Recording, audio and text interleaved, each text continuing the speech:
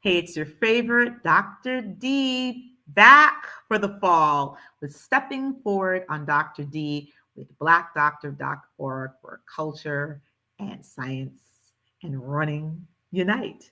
And it's my pleasure to welcome everybody back. This is part 2 of our established guests, Dr. Stephen Bowie, Kashila Lloyd, and Elmani Biney, who will be joining us shortly. We also want to know where everybody's hailing from. What type of runner are you? Did you just start? Are you a marathoner? Did you do 5K? Are you a triathlete? We want to know it all because running can be for everyone, starting at different stages. So I'm going to bring both of my guests on, Kashila Lloyd and Dr. Stephen Bowie. Hi, guys. Welcome back. Hi there. And Elmani Biney is going to be joining us shortly. He had a little emergency, so we're going to get him at his best. So, how was your summer? Everybody's been running over the summer and keeping in shape? Yes. So I've been in summer marathon training. So I'm actually running the Berlin Marathon in 8 days, September 21st. Amazing. So I'll be running the Berlin Marathon. So my summer required a whole lot of summer training, which is not ideal because the temperatures are usually hot. Yes, but I had some long runs that I had to do on vacation, which if you're a runner and you train, you know that vacation doesn't stop the training. So I definitely had to do some long runs when I would rather have been sitting on the beach having a cocktail, but do what you have to do. But it was a good summer nonetheless. But yeah, excited for my upcoming race and getting my training done. Fantastic. Dr. Bowie, tell us where you were this summer. Well, a lot of traveling. I just came back from another medical mission in Vietnam. We did some surgery for kids, and Nice. like Cecilia was saying, that running is part of our lives, right? So we run wherever we are, and I really enjoyed it. I actually just came back from a walk with my daughter, and actually now learning to enjoy walking, which is wonderful because that's what American Heart Association recommend everyone to do. Count me in if you want me to join you on that. I'm a walker, a runner. I don't know. You might catch me because I'm not a runner, but definitely a walker. We want to give a shout out to Leon Williams from New Jersey, who ran first marathon in Brooklyn. Congratulations. And is running another half in Philadelphia. So let's start with some of these good questions because I always say I admire runners. I love the adrenaline you have. I love the dedication. I love the purpose. Ladies first. So to Kashilia, you've been doing Black Girls Run, which is a movement in and of itself for health and fitness. How does a community empower new and seasoned runners? Because I think that tell us a little bit more about Black Girls Run. Yeah, so I think Black Girls Run has been around. I can't quote the exact number of years now, but was started really just to bring Black women together to run and create community. So there's local Black girl run groups all throughout. So I'm in central New Jersey and also North New Jersey. And it's hopefully the idea is that gives people a chance and opportunity to join in. I always found like when I started running with others was really helpful. Like you can run by yourself, and I'm good at running by myself now. But in the beginning, it was good to run with other people because one, talking to someone helps the time go away and the miles seem not as long. And two, it's just good to realize that like you can, no matter what your pace, someone will be able to run with you. And that I think is what the community brings, is that nobody feels left out. Like if you walk, someone will walk with you. If you run at a 15-minute pace or an 8-minute pace, there's someone there that's always going to be with you along the way. And that I think is part of that, the beauty of the community is having others that are there with you in that journey. that saying goes, right? If you want to go, far, right, go together, right? So I think that's the whole premise of Black Girls Run, is like to propel people, whatever your goals are. Some people join just because, to your point, they just want to be healthier. It's not about I need to run races or get marathon world majors. And other people do want that. They want to improve their I'm like, pace. that's Dr. Bowie. What are you talking about? I know, right? They want to improve their pace. They want to get faster. They want to improve, their races. So I think you have everybody along the spectrum, and the community is open to that and welcomes everyone. Fantastic. So with that being said, I'm going to ask a question to you. How do you encourage? Because, a lot of people and women, I particularly, running, we have to worry about so many things with running. I think even more so than men, and we'll get into that. How would you encourage? Like, I'm not a runner. I tell everybody that I admire runners. I'll take care of a runner. But how would you encourage a beginner runner who may feel intimidated? It may be that they're very overweight. It may be that they're uncomfortable wearing workout clothes. It may be that parts of the country are warmer than they like it to be or colder than they like it to be. All these factors. Yeah. What do you do to encourage a beginner runner? I think the thing that I have done, and I've definitely been the one friend, and if my friends are on, they know I'm the friend that have gotten them to run when they've been like, I don't want to run. And I always tell people that you can run, you can walk. Like, there is no prescribed, as I like to say in quotes, way to like do running. You do it the best way you that fits for you. So I say to people like, okay, you don't feel like running. Well, then go out and walk, and then jog for 30 seconds and see how that feels. Right. And then the next time, jog for like a minute and see how that feels. And if that feels okay, then continue to progress. And that's what I tell people. And in terms of like, what to wear. I mean, I have found, right. And if you've been, buying workout gear over the years, it has gotten immensely better. And when you see people of all sizes, shapes and colors, there is a company or a brand that will work for you. Like, I have high-end stuff, and I also have Old Navy pants that work really well. So I don't think that like wardrobe or feeling uncomfortable with your body is something that should discourage you, because there are things that will make you feel good in your body, in yourself, and there's clothing and brands that do that. And so I think there's always things that you can find. And I remember my first time running, I just put on some leggings I had, and like I had some sneakers. I didn't buy any special sneakers, and I just went out there and did it. So don't feel like you need to have a kit or all these different things. You really can get out and just run and walk any way you see fit. And that's what I tell people and my friends who I've gotten to run 5Ks. I'll work on you, Dr. D. I'll work on you. You're going to get there. You're going to get there. I've gotten people there. I've gotten people now, there. Let me put a disclaimer, because Sheila is also my sorority sister. So she, we're going to see what happens. Okay. I might be leaning. You can do a little run walk. We'll do a little run walk and we'll make it work. But yeah, I mean, I think if you're thinking about running, like I say, just go out there and try it. Just do it. Like, there's nothing stopping you, and don't think it needs to be, you need to run for 30 minutes. It may just be 10 minutes, and that's totally fine. The goal is to just get yourself and have some movement.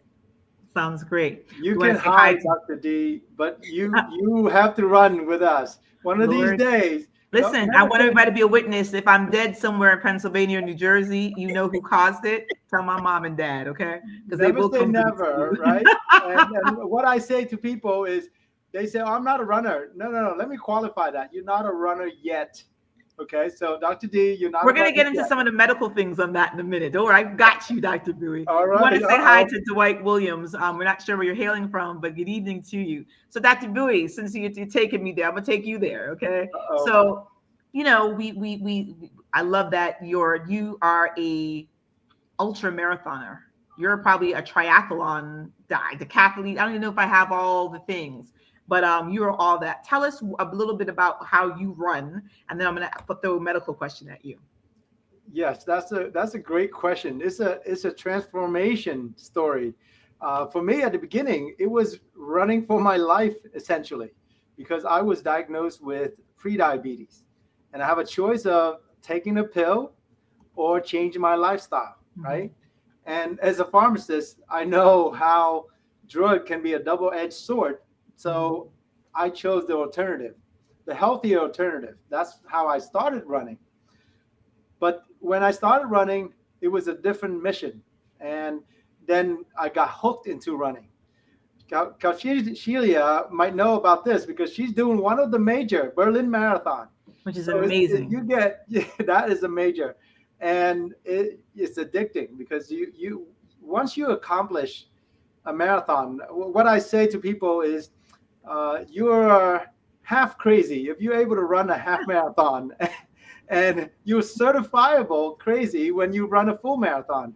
It's a bug that you can catch, and at that point, it's neuroplasticity, which means that our mind changes.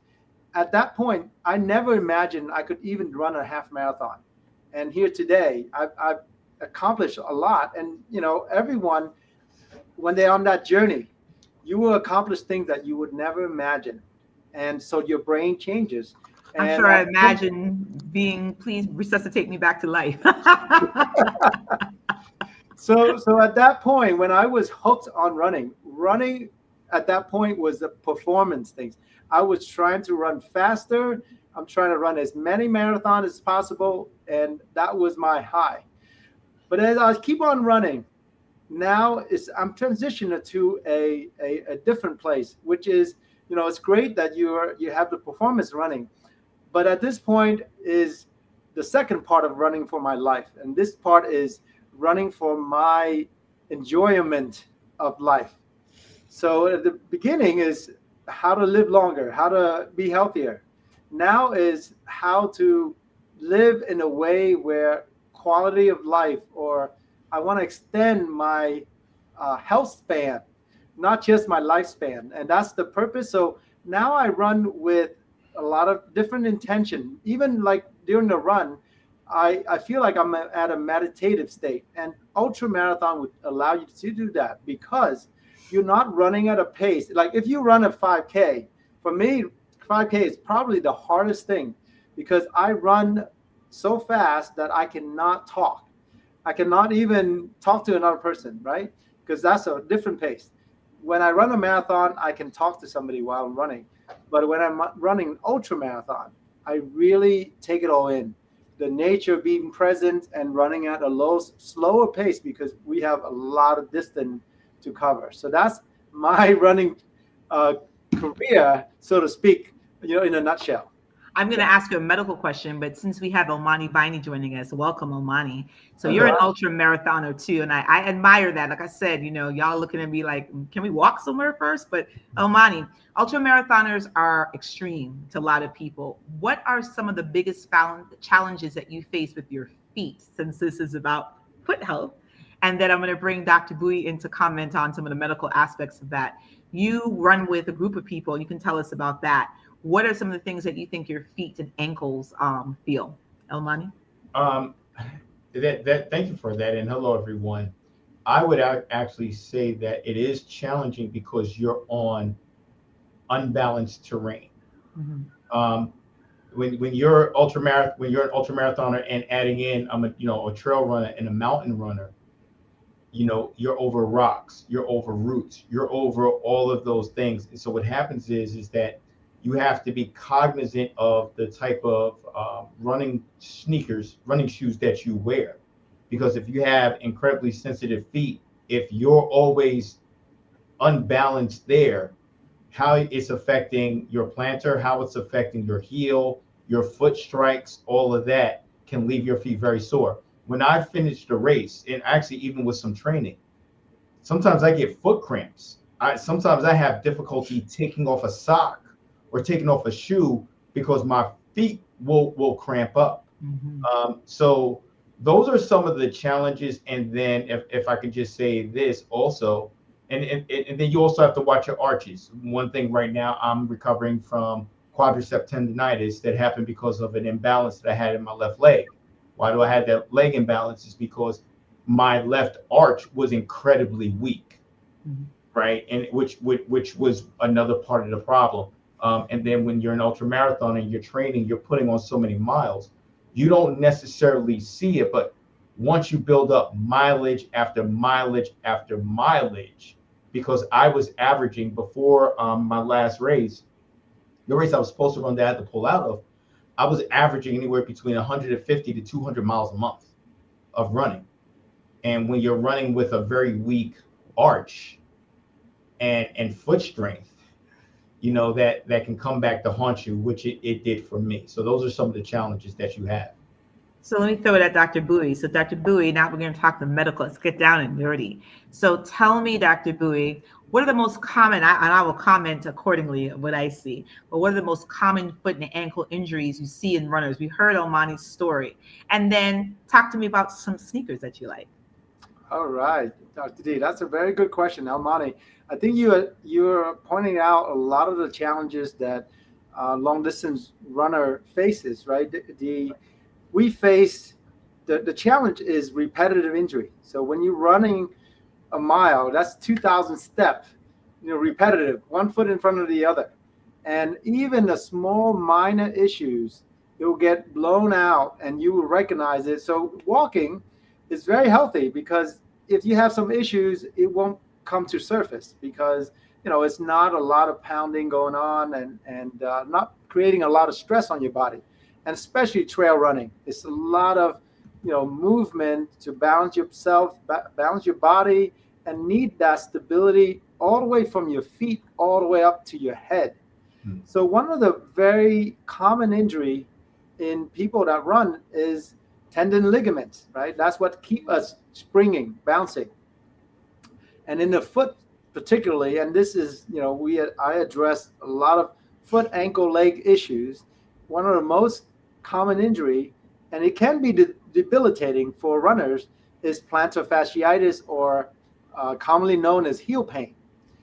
And so that's one of the most common, and one of the reason that people get that because they have weak arch, weak foot muscles. So that's one of the things, and if you don't work from the foot all the way up, meaning the start from the foundation, what other issues that you can see is it manifested in somewhere else, like your quads, your hip, your knees. Actually, your knee is one of the things that take the brunt of it if you are compensating from a foot condition. So some people have plantar fasciitis. They change their form. They run in a different way that start hurting their knees. Yeah. So, those are the things that are all related to this repetitive type of injury.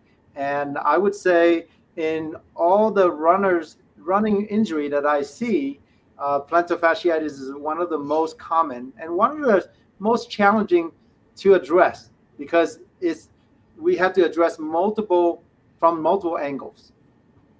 I agree. And sneakers, and then I'm going to throw it back to Kashila in a second. Yes.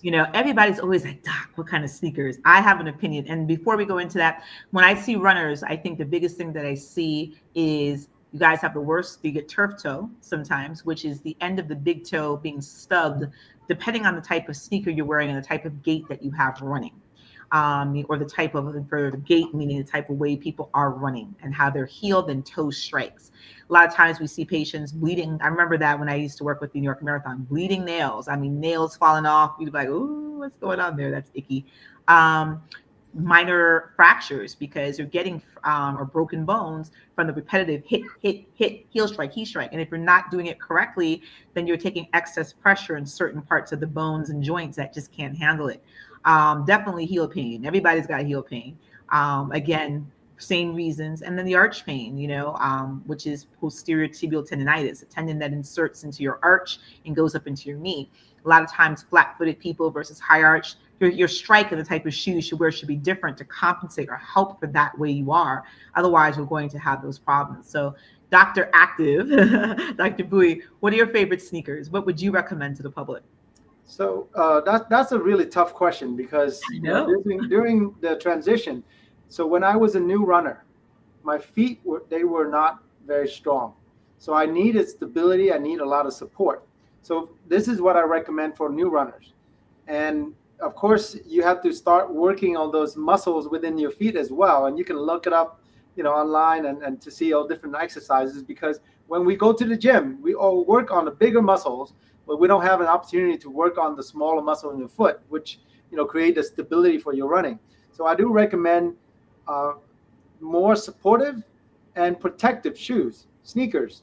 So the one pair that very popular brand is called Ultra Lone Peak for trail running. I really like those. Mhm. But the Hoka also make good trail running shoes as well, very cushioned for new runners. Now, as you progress, as your feet get stronger, then you don't need as much support as if you're at the beginning. So you know minimalist type shoes you can handle. Your feet get stronger, you don't need to rely on the shoes anymore. So then you have the um, uh, natural shaped shoes, and some really strong runners can get into shoes like almost like barefoot type of shoes. Which is what Vibram people kickers. try who Yeah. have never run before and end up in our office about to die. They Yes. like, oh, I saw that, I'll use it. Elmani was running in them, or are you Elmani? Do you ultra stay in That's your lane? right. So So if you're start on that off with a journey, better sneaker first, so I knew it, because you're going to good be seeing supported podiatrists. sneakers, protective. So protect your feet from the rocks, the roots, all the things that can injure your toes, your feet. So that's my approach or a recommendation for a runner from beginner, intermediate, and more advanced. They can try, different things that help them run more efficiently. I agree. I like Asics for some of my runners. I know patients are like diehard on some of the Asics. Hoka has come out newer. People like that. There's some of the Nike brands. New Balance has always been a staple because New Balance can accommodate custom inserts, the orthotics. And that's one of the things that we like for the American Podiatric Medical Association. So if there is a discrepancy in the way you roll in too much, which is pronating, or you roll out too much, which is supinating, or you have an antalgic or a gait that's not right, the orthotics are the only things that really can compensate for that. And New Balance is one of the better sneakers to be able to handle that insert, and Hoka, I would say, is another one. So with that being said, I'm going to throw it back because Sheila still want me to run, and I told you all she's my sorority sister, and I'm still giving her the bombastic You side eye. gotta run. However, since you're saying that, we talked about, pardon me, Black Girls Run.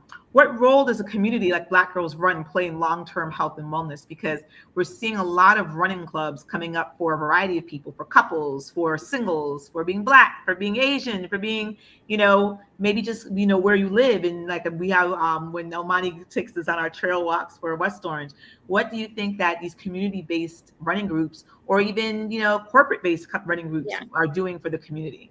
Yeah. I mean, I think one of the things I think is important is representation, right? I think it's all very important. And obviously, in your fields, both of you are doctors, seeing people who look like you doing what you're wanting to do or looking to do is always really important. So I actually feel like those community groups are great because I think the more that people can see people like them running or walking or doing movement, the more encouraged that they would feel, and the more that they feel like it's something that I can do.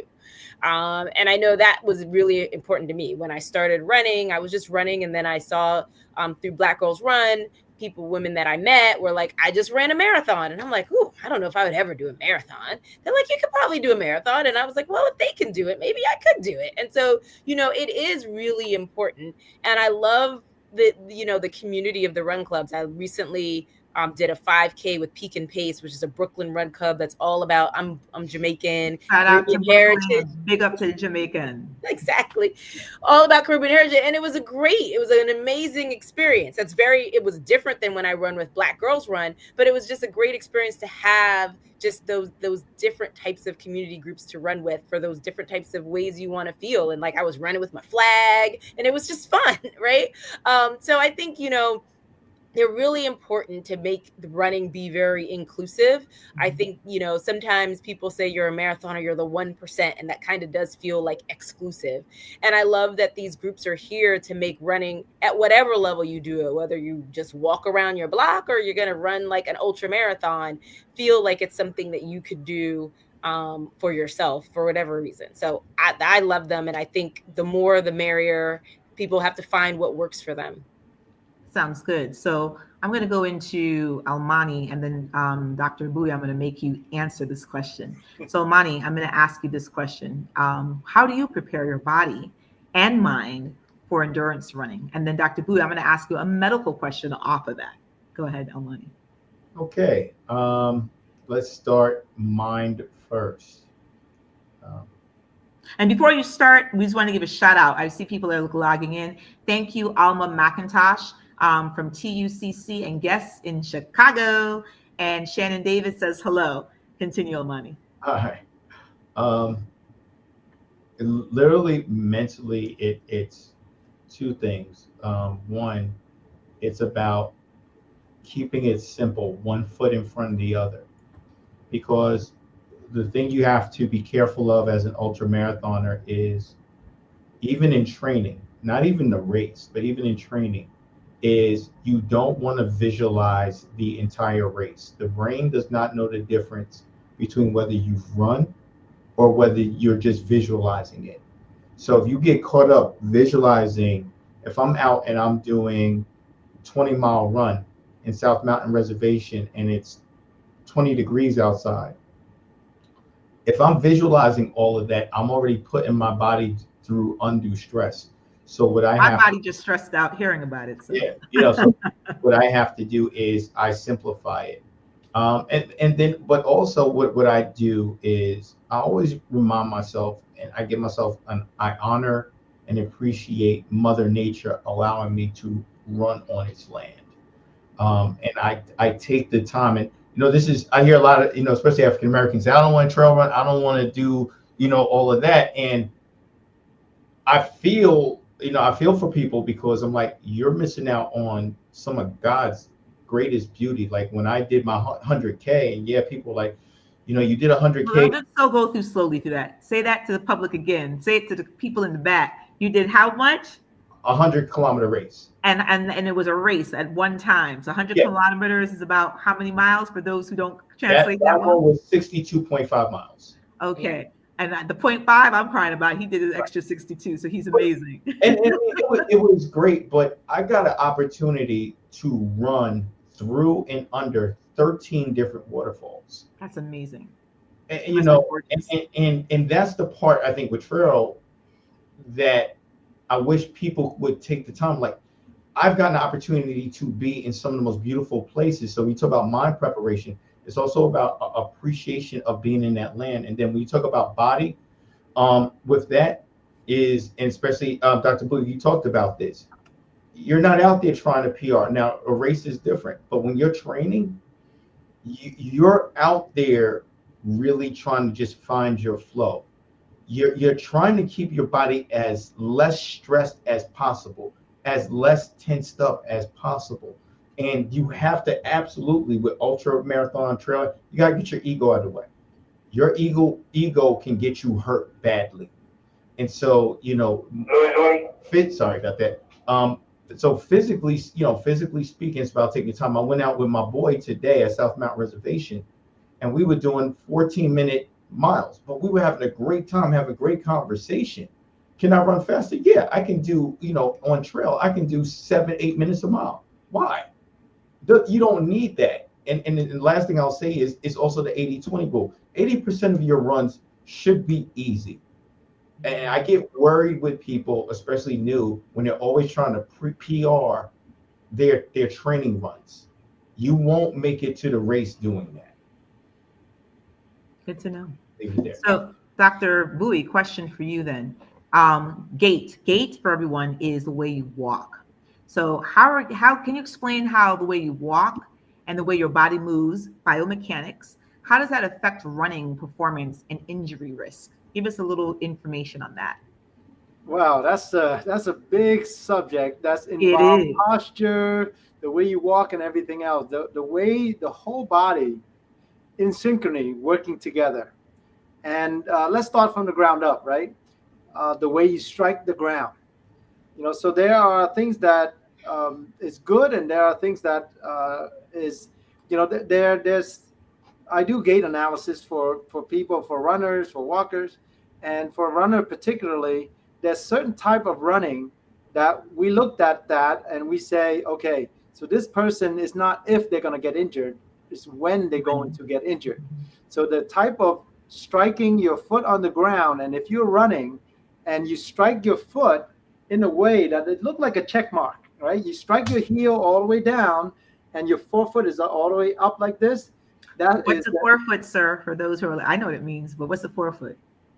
So the forefoot is the front of the foot, and the hind foot or is the heel. The So back of the foot, the the heel. back of the Exactly. foot, and if you strike heavily on the ground when you run, and you can have your own friend videotaping you or just Mhm. recording you from the side, you will see this.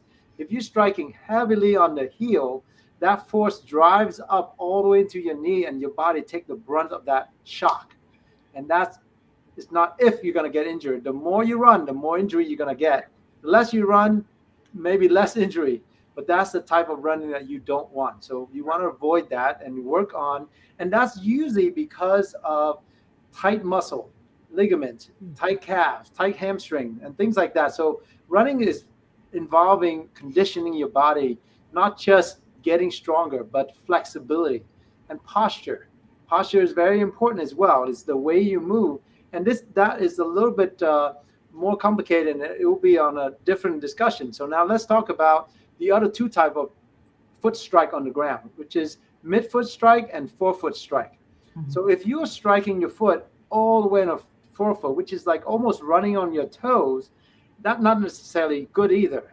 Now, some people, with their biomechanic, they run like that, and some of the professional runners do run like that as well. But their body has been trained for that. For a new runner, if you're running all the way on your toes like that, you're more prone to get what they call um, bone bruise in the joint below your toes. So that's another risk as well. So the safest way for people to run, especially running starting out, and this is why you need to condition your body, work on flexibility, is try to land as flat as possible.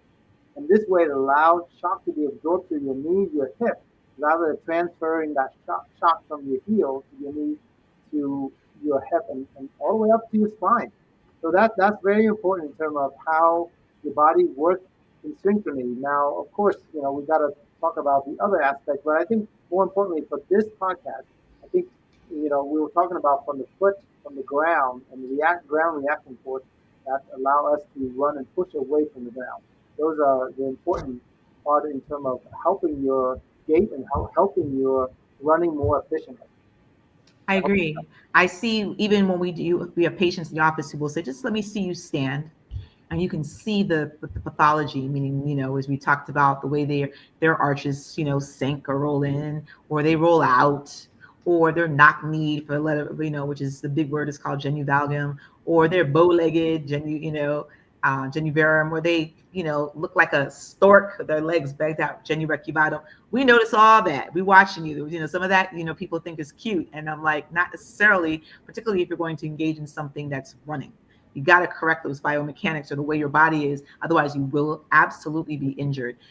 Quick shout out. I see who is saying hello to us. Oh, somebody's saying hello to Chantel Manning and saying hello. Almani and Kaushila. Jackie Onunu says hello. Emily McNaught from South Carolina says good evening. Michelle West from New Jersey says hello, as does Shannon Davis says hello. Hello, everybody. We love that you're supporting us. So, Kashila, okay, you're still trying to convince me to run, and I'm side eyeing you like this. So let me ask you a question. Give us, because you got to convince the audience, because there's I people gotta probably convince like you. either diehard runners like, yeah, and other people are like, girl, I don't know. Give us a success story. Particularly I love, I'm always going to say pro my girls. Give us a success story of somebody that started with you in Black Girls Run who was probably like me, like whatever. And now is a happy little lamb like you. Uh, sure, I could give a couple of success stories actually. A good runner friend of mine, Lisa. I think she just started running. I don't even know, maybe 3 years ago. And she started running Black Girls Run with the same person that I had met. And now she's about to compete in her like fifth world marathon. So, and that's in the matter of, I don't even know, maybe 3 years. So, I mean, I do think like, and I think Dr. Bowie allude this, you do get a bit of a bug, right? To run a marathon means you're probably real crazy. And you sort of say like, all right, I'm going to try it. And then all of a sudden it becomes addictive. And it's addictive because obviously there's adrenaline and you're achieving something but there's also the community that rallies around you, that encourages you, that's super supportive. And that's just an amazing feeling that kind of encourages you to keep going. So I do think, and that's Lisa's story. The other story is my girlfriend, Amy. And I was like, I'm going to do this 5K in Atlanta. She lives in Atlanta. Like, come on, you could do it. She came out. She didn't train at all. And I was like, don't worry about training. She tried to back out like the morning of. And I'm like, it's okay. You can walk. And she did the 5K and she walked it for some of it. But like, she got a medal at the end and she was like, this is great. Now, she's also said she's probably never going to do it again. But I'm still working on that. Because her body was crying. Her body was crying. But, I love that she took the chance. She took the opportunity and said, I'm going to go ahead and give it a shot. And she did it the way that worked for her. She didn't run the whole thing. And I told her, you don't need to. You could just walk what you can walk. So, I mean, those are very different. Someone went from like, running a little 5K to like, 5 marathon majors. And another person's like, I ran my 5K and I feel good. But I think the community embraces all of that. Like, and, but now because she does that 5K, she also now walks more. Now she does, right? So it didn't necessarily get her to be a runner, but it got her to be healthier. Like, movement is part of my life now because I've proved to myself I can move. Right. I may not can move at a 5K every other, all the time, but I can move. And that I think is a win regardless of, if she never runs another 5K again, but she's now wants to incorporate more movement into her everyday life, which is good. I think that's amazing. So Elmani, I'm going to throw this one at you then. So we were talking about oohs and ahs. Give us a story, the time your body or your feet spoke to you during a race, and how did you respond? And when we say spoke to you, that means those dogs were barking. Okay, your foot was killing you, your ankle, whatever it is, your leg. How did you deal with it? How did you respond during that time of running? Oh my gosh, I could tell you exactly what it was. It was my first 50K race that I ran in Portland, Oregon in 2024. I had put on my support sleeves, my Achilles and plantar support foot sleeves, and I was running in them. But I made a mistake, and runners know not to do this. And the rule of thumb is never put on new gear or try new nutrition during a race. And I said, these are the sleeves. What I didn't realize is they were medium and not large. So at the 20-mile mark, I'm going to say 18-mile mark, my feet are killing me. They are like choking.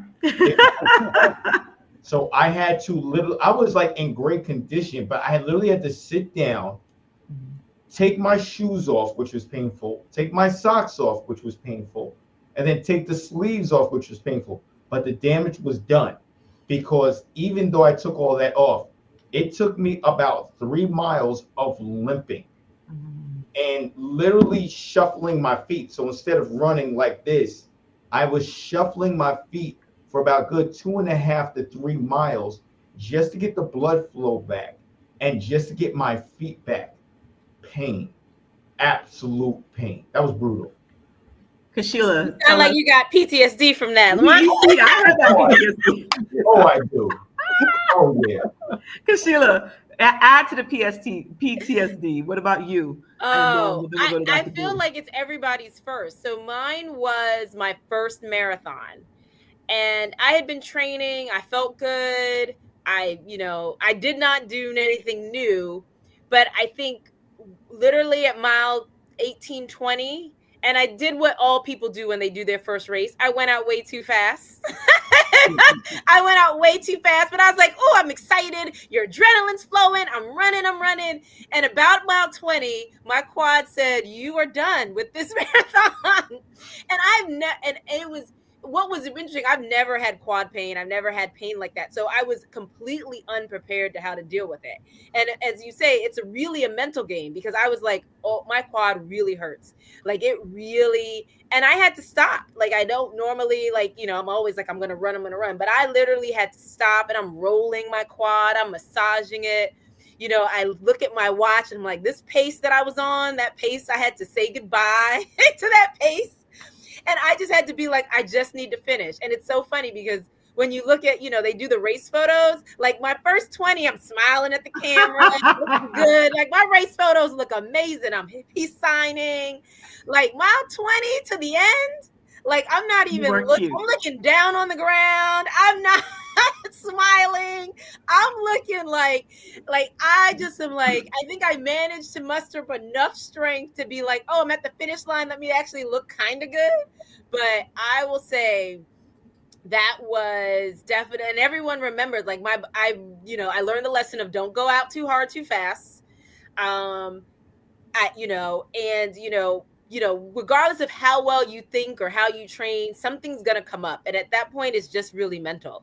And you just have to say, okay, and be okay with making modifications. Like I walked some, I ran some.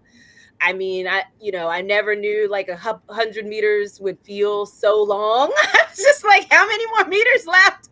I was like, oh, but I did finish it, not at the time I would like, but I finished the marathon, and I learned that lesson very well for my next one, and I did not go out too fast the next go round for There sure. you go. So, Dr. Bowie, let me hear your sad. I don't know if you have a sad story, but if you do, share it. And then I have a medical question for you. Well, all I have to say is some of us have to learn it for ourselves rather than learning from other people's mistake. Because Sheila, I had the same experience I did with you, and many people, experienced people I run with, which I should have taken the wisdom from them, telling me that your first race, you have to run slow at the first half at least. And just like your experience, I felt like, boy, I wasn't even running. My buddy was like, slow down, slow down. You can give it all at the end. And I said, I didn't feel like I'm running. I feel like almost like I'm walking. This is so easy. But you're right. At mile 18 to 20, and in running, we call that the wall. Yeah. Because I think there's a science behind all of this.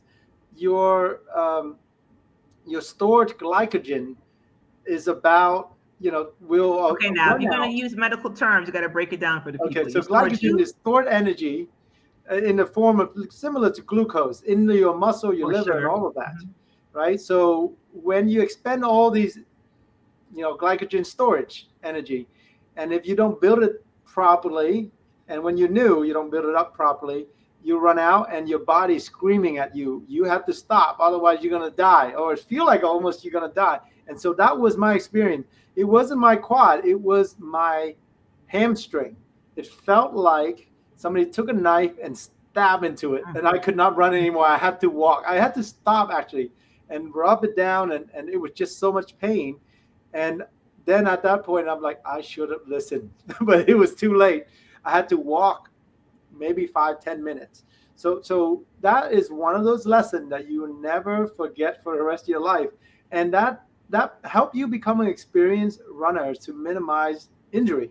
So, the rule of thumb is if you're going to run a race, you always run a negative split, meaning that the first half should be slower than your second half. That's a safe way of doing it. So if you break it down, the first half marathon, even if you have to slow down or walk, because whatever your planned race is, the first half to be slower. Otherwise, you're at a much higher risk of getting injury, especially when you're not experienced. So that was my painful experience or lessons.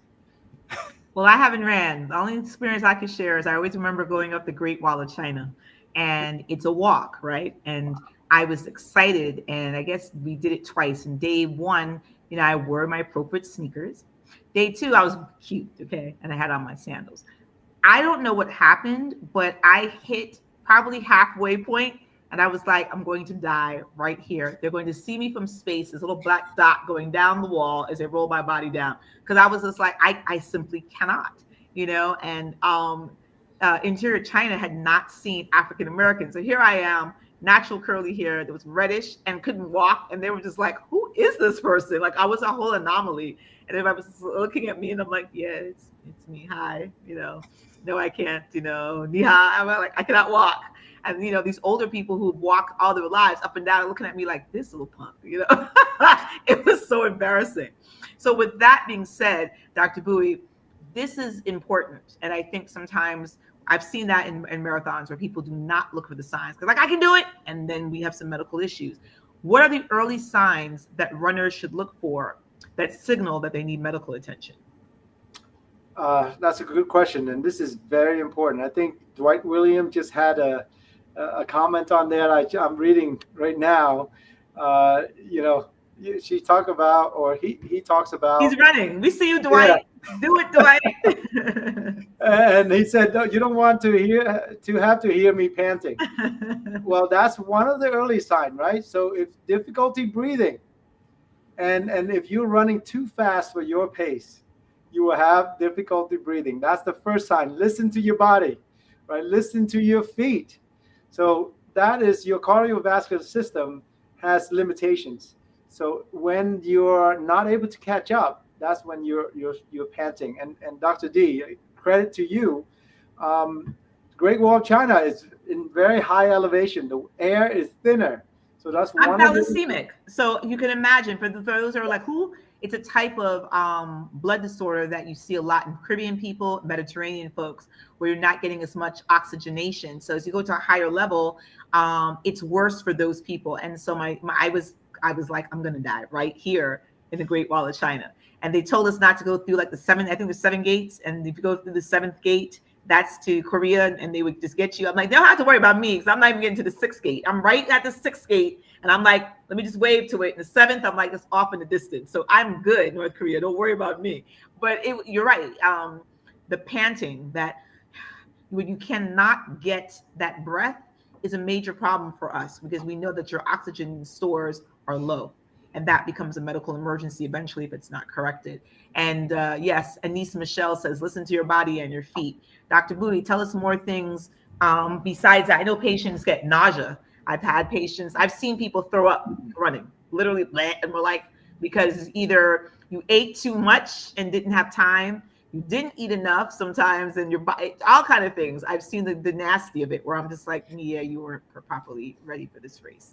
So tell us about that and about the foot and ankle and leg issues that are big signs that you need to stop. Yes.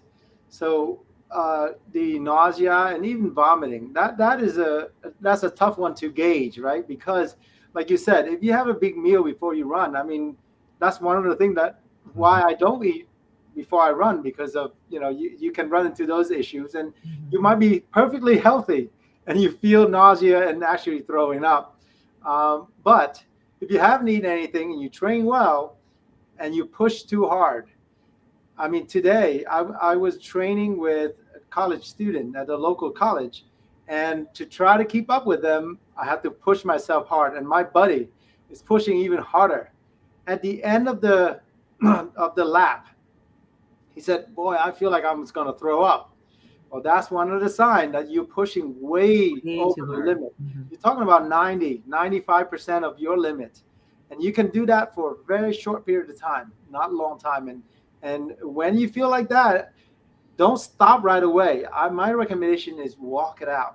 So you want to cool down a little bit to get your heart rate back to normal rather than stop abruptly, because you might not get up again. You might pass out because there's a reflex in the way our body works. So always, even same thing at the end of the finish line, if you see a chair there, don't be tempted to sit down, because I made that mistake and I got cramped so bad. And so that's the next thing. When you get foot cramp really bad, you cannot run through it. When you're getting a spasm, when you're getting a cramp, you can slow down, you can walk through it, but you should not running through it when you have a cramp, because cramping is your body saying like, hey, you're doing too much for what I'm prepared to do. Now, if you slow down, you choose to slow down, I will accommodate. That may go away, and not to push that pace again like that. So that's another sign and symptom. Another one is critical is when you feel chest pain when you're running. That's a big danger. Really slow down, walk, and be prepared to seek medical attention, or let the other runner people around you be aware of that. So that they know if you just fall down, they have to check your pulse, because that you can pass out, you can have a heart attack then, right? And men and women have slightly different. If you have, I think on women is going pain going down their arm. Most men is the pain in the chest. So that's the big red flag to be aware. I hope that you don't have to face it. But once in a while, if you had a meal, depending on what you drink, sometimes indigestion can have similar sensations as well. So you have to be careful with that, but that's a red flag. Slow down and reassess yourself. That is a big red flag. This is something that can affect your life. So Dr. Oh, go ahead. let's talk about this, Dr. Bowie, and then I'm going to give it to Kashila and Elmani to answer one of these last questions. What can runners do? Because it'll come to us and say, what can runners do to balance training intensity with proper rest and recovery to protect their feet? Because you might have those who are like, I can just keep doing it until they literally can't and come into your office boohoo crying. And then there's some people who, especially beginners, who might be like, this is not for me. I'm done. I don't want to do this anymore because it hurts too much. What would your answer be? That's a very good question. And this is critically important. So here's the question for everyone. When does your muscle actually build or grow? Is it when you're running or when you're resting? Resting. That's right, Elmani. You got it right. But a lot of people think that if I push harder, I run faster, or I run more, I will grow these muscles, get stronger. No. And this is why people that recover properly are people that get stronger faster. They're better runners. And I spent several months in Europe learning about your body recovery. I was certified as master trainer for recovery. This is critically important. The rest time. So for runners, most of us look for that adrenaline rush, right? Because Celia, you're smiling because we're all looking for that. But the time that allow us to grow, to get better, to get stronger is the recovery or the rest. And, that includes sleep as well. So that is very, very important. So, do it wisely. So there are things that you can do before a run, like, warming up properly, and after a run to recover properly, getting some massage or doing, currently I have and you see this in a lot of athletes, they have a compression sleeve to squeeze fluid from their leg after a run, or to go into these ice chambers and things like that. I mean, if you have access to it, great. If you don't, that's okay. You can use just something as simple as a foam roller, or the massage gun, or just proper rest. And the other component of it is nutrition. We'll save it for another talk. But all those things, all those components are critical for you to get stronger and faster. And people think that during the pressing stage, which is running, pushing, is when they grow stronger. You have to do the work, but it's during the recovery, during the rest, that's when you get stronger. So for those that pick those answers, they got it right, a gold star for you. And keep that in mind, because that's how you minimize your risk of injury, and you don't have to come into the office and see us as often. Exactly. So I'm going to ask for some from Kashila and Elmani only, and keep it succinct because of time. Yeah. What I'll give ladies first. Kashila, what advice would you give to someone thinking about taking their running to the next level? Because you have beginner runners who are like, maybe I could go beyond a 5K, maybe I could do a 10K, or maybe I could try a half marathon. What advice would you give? And Elmani, the same question to you guys. Keep it short, sweet, and simple. I would say find a coach or a friend or a group and get a plan. I think if you really want to, when I was training for my marathon, I got a coach. I have a run coach now. And it just helps if you have goals, someone to help kind of guide you, particularly if you're new and you don't know. And there's so many apps like Runner or different things that can give you training plans that you can use. So I would say find that and get a plan and follow that plan, because it usually is really helpful just to help your body just be prepared. I like that answer. Elmani, what would you say? I agree there. One, get a plan. Make sure the plan is a basic one. Don't push yourself to an advanced plan. Number two, study up on recovery. This is something that in my critique of the running community right now is, yes, we have the plans, but we are not as detailed for recovery plans as we need to be. So if you're stepping up, you need that. And three, I do believe in running with a group, and make sure you're running with a group that is knowledgeable about running because Mhm. they're going to be egoless and they're going to understand. And more times than not, they're going to run slower during the training than faster. And that's the last thing. Even though you're moving up, still stay slow. Stay slow. I love it. This was a great discussion. We might go on to a part three because people are liking it. So we'll see. We'll see because I love this group. I want to say thank you to my guests and obviously to the participants and everyone who's watching. Give me your 30-second plug where we can find you. And we'll start always with the ladies first. Celia. Hi, I'm Kashilla Lloyd. You can find me on Instagram, Yard Gal Cal, and I'll actually just drop in. I'm running the Berlin Marathon, so I'll drop in my joy box. So if you want to send me lovely encouragements, I'll drop that in the chat to definitely help. And I'm excited to run this race. I'm raising money for MMRF, which is a foundation for multiple myeloma. So I'm excited about that and being able to help other people and help drive trials and diversity within something that's a very rare disease for African Americans. We actually die twice as much from it. So super excited about that. So yeah. And if you send the links to me, we'll put it on my Oh, perfect. Instagram and Facebook so that people have it and can support you. Elmani, 30-second plug where we can find you. Instagram at Elmani as Viney. There it is. And you run with? I run with Black Men Run North New Jersey and Black Men Run Trail Ultra Fanatics. Oh, and also Sasquatch Trail Runners Club. That's a whole lot of running. My knee just said, oh, Lord. Dr. Bowie, my colleague, my friend, where can we find you? Yes, thank you, Dr. D. Yes, I'm on Instagram and Facebook at Dr. Active, and I'm actually heading out to Kenya next month, doing another mission. I was hoping to run in Nairobi, and I asked him ahead of time, the guide. He said, I asked him if I can run at the Nairobi National Park, and he said, "Are you crazy? There's lions, there's rhino out there. You're gonna run." Tigers. So, unfortunately, Bears, oh my, no. I won't be running at the national park, but I'll look for a local route, to run there. But I'll be out there, feel free to reach out and I'm running that. I mean, I will be doing a clean water project and running a medical clinic in Oh, for the Maasai tribe, and Nice. I'm very excited about meeting these highest jumper in the world, the Maasai tribe.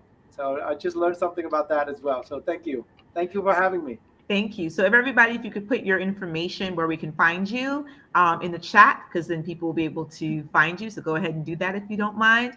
And my name is Dr. Cordai Dakota, board certified podiatrist. I am your host of the only talk show on Black.org dedicated to the lower extremity, where we talk all things foot, ankle, and leg and what's going on in your health. We are on the first Wednesday of every month at 7 p.m. through my website and through Black.org on YouTube, and of course, Talks with Dr. D. Talks with Dr. D. You can find me on Instagram, you can find me on LinkedIn, and you can find me on Facebook. And my website, Talks with Dr. D, which I'll put in this for you as well. It is my pleasure to have had you here today. And you always reach out to us. We're here to answer your questions. We're here all the time for you. That's what this is about. I look forward to next month. Remember, the first Wednesday of the month, 7 p.m. And thank you so much for your time. Everybody, leave a peace sign. Thank you. Bye, everyone.